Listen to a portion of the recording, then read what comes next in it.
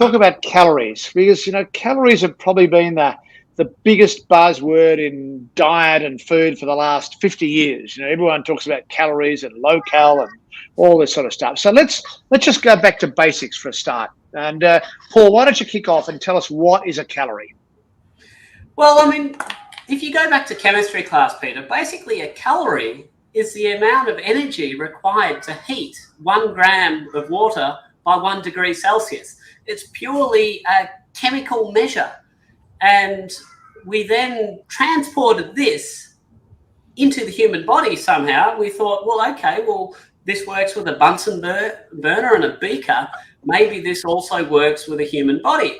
The problem is, calories don't help us answer the question that needs to be answered. See, if we ask the question, do people who are gaining weight, are they consuming too many calories? Well, obviously the answer is yes. They're consuming more calories than they're burning. But the question we need to have answered, and the one which calories as a unit of measurement do not help us answer at all, is why. Why do people consume too many calories? Because if we can answer that question, then we can start fixing the problem. And unfortunately, when we just look at calories, which is basically a unit of energy, it doesn't help us answer that question at all. So this whole sort of calories in, calories out, if you expend more calories than you eat, you lose weight, and vice versa. Does that have any logic to it, or is that totally flawed? No, well, of course, it's common sense. If you're getting bigger than you otherwise were, then more energy must be coming in. But the question is not. I mean, it's obvious to everybody. It's just like saying, why is the room overcrowded? Well, because more people walked into the room than left the room. I mean, but that doesn't tell us exactly why. Maybe, as you said, because somebody dropped a bucket of money in the middle of the floor and everybody's coming in to get the money. That tells you why the room is crowded. If we want to understand why people overeat, why people consume more than they otherwise need to, then it's not just whether a calorie, how many calories did you eat? The question is, where did those calories come from, and how is that impacting on the physiology of the body or the way the body works? Well, I guess I don't want to get bogged down into the weeds here, but if we have a look at it, the reason we've demonized fat is simply because fat has more energy density, more caloric density than carbohydrates and protein. So we've basically sacrificed fat at the altar of the calorie because we're assuming that calories are everything that matters. It's the only thing that matters. But when we actually have a look at foods are things that we need. They nourish us. They provide us with the building blocks for our, developing bodies, our brains. They help us not just survive, but to thrive. So if you were to feed a child just pure carbohydrates, because effectively carbohydrates are a whole lot of nothing. So what do I mean by that?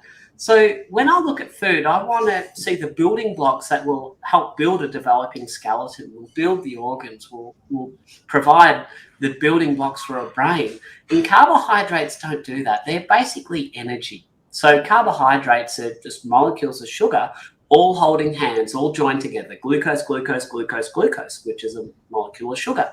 So, and any source of carbohydrate is basically nutrient deficient. They don't provide what our body needs to sustain us. They don't provide us with what it needs to be in good, robust health. Whereas something like fat, which we've sort of fear-mongered because of the nutrient density, the caloric density, well, that comes with a heck of a lot of nutrients. You would have heard of fat-soluble nutrients, vitamin A, vitamin D, E, K. These are absolutely essential for health. You don't get them with carbohydrate-based foods in sufficient quantities, if at all. So, the simple fact is that by focusing on the calorie, we end up saying, oh, well, carbohydrates must be better because they're less calorically dense than fat. And we end up missing out on these nutrient-dense foods, because understand that when you're having a natural food, the nutrient density always follows protein and fat. It doesn't follow the carbohydrate. So if you're having a source of carbohydrates that's got a lot of nutrient density to it, almost certainly that's because it's going to have been fortified. Why do we fortify cereals with vitamin D and then we proudly proclaim it on the label? It's because without fortification, that food is nutrient deficient. But natural foods, as they occur naturally, with good amounts of protein and fat, they are nutrient dense. So we need to focus on the things that matter with food.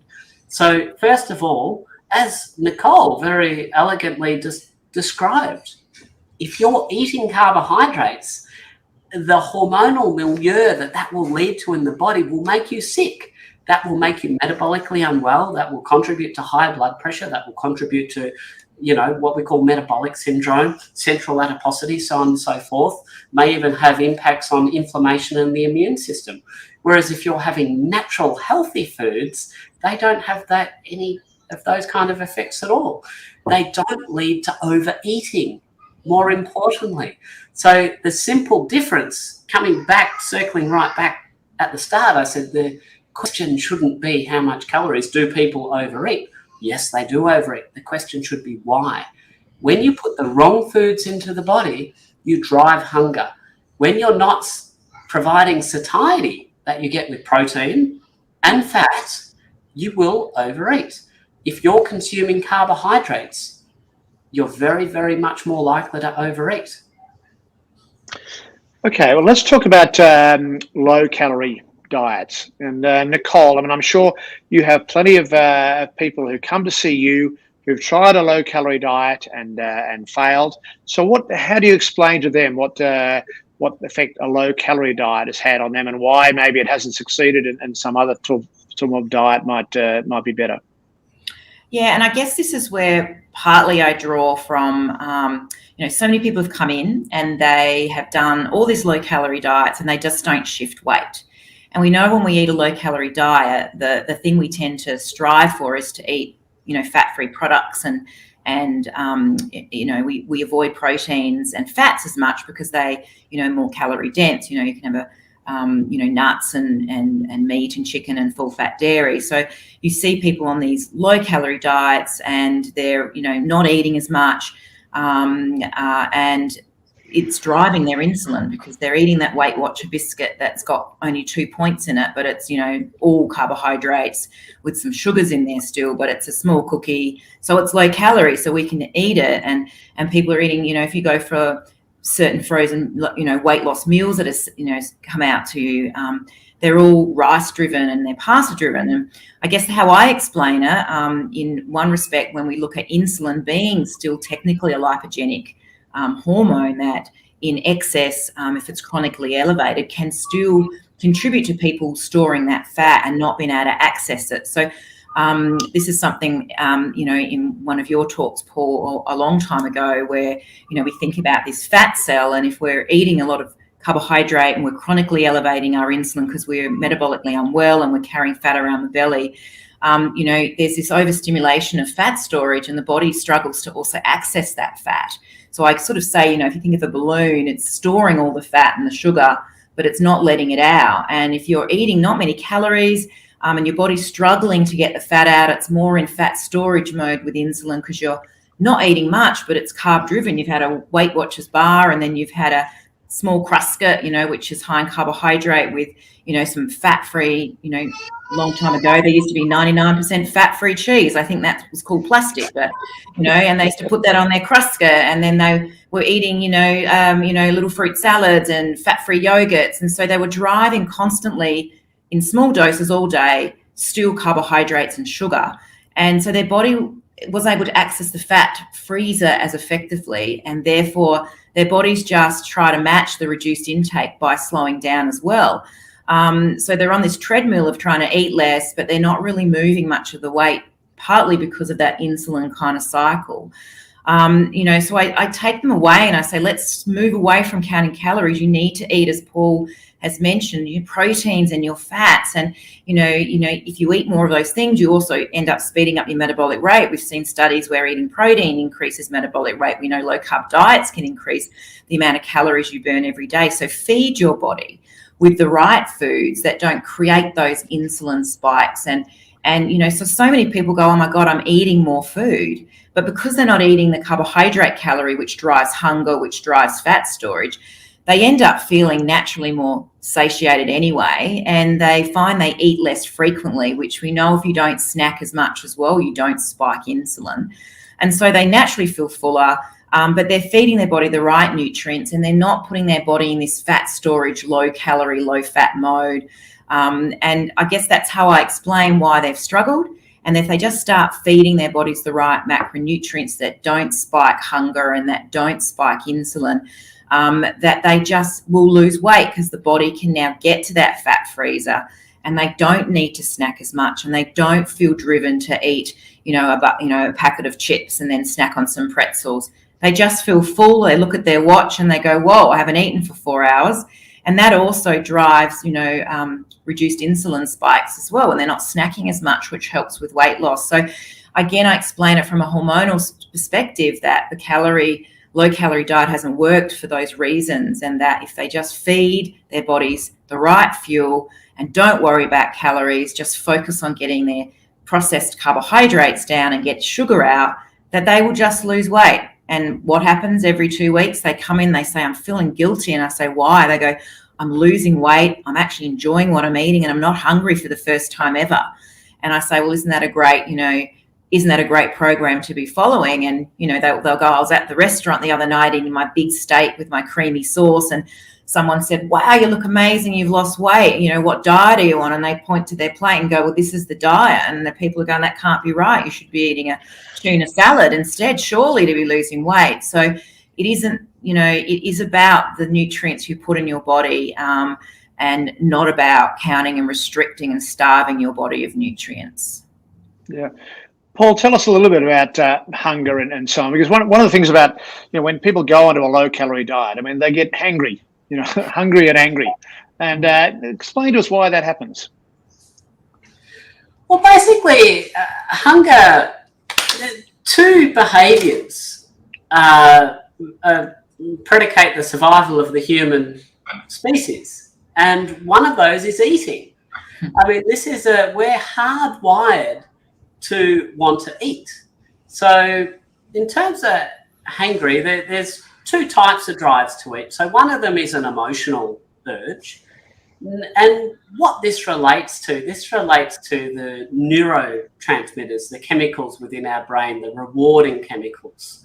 So if you're often feeling flat, and people describe themselves as being a stress eater, as I'm sure, Nicole, many of your clients would, I know many of my patients do, then the reason for stress eating is that when you consume something that's, that's manufactured by the food industry to tickle what we call the bliss point, they very precisely craft the ratios of sugar and salt and fat to make it as palatable, some would say as addictive as possible. That releases a bomb of neurotransmitter chemicals in your brain, and just very transiently makes you feel really, really good.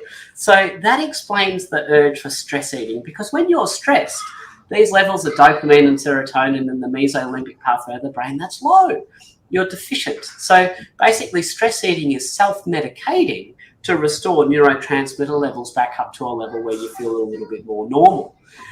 But there's also another element of the brain, and that's an energy supply. So we may not realize it, but the brain, while it only represents 2% of the body's weight, it actually uses 20% of the body's energy. It is incredibly metabolically active. So on average, 10 times more active than the rest of the body. So what can actually happen is, we've talked about how insulin resistance as a precursor condition to diabetes, so on and so forth, that can actually lead to defects in the body's ability to use energy appropriately. Well, that can also affect the brain. Certain parts of the brain are much more at risk of this than others. So if you're insulin resistant in the rest of your body, that's also going to be affecting the energy supply to your brain. And basically, if you don't have enough energy getting into your brain, your body will say, hey, you need to get it. So obviously you won't be feeling very well, you won't be feeling very sharp. That's this cognitive disturbance side of it. But this insatiable desire, this insatiable urge to feed yourself, you know, a Snickers bar or something like that, the thing that we associate with hangry, well, that's physiologically explained by the state of insulin resistance in the brain. And in fact, it's no coincidence now that we're starting to term dementia type 3 diabetes. We're starting to understand that in many ways, dementia is a metabolic disease of the brain underpinned by insulin resistance. So, and I think you well understand this, Peter. I heard you many years ago talking about your own low carb journey and how you'd get to 10:30 in the morning and you'd be wanting to hunt down a small child because you'd be ravenously hungry. And now that when you address the root cause of the underlying problem, which is insulin resistance, that just goes away.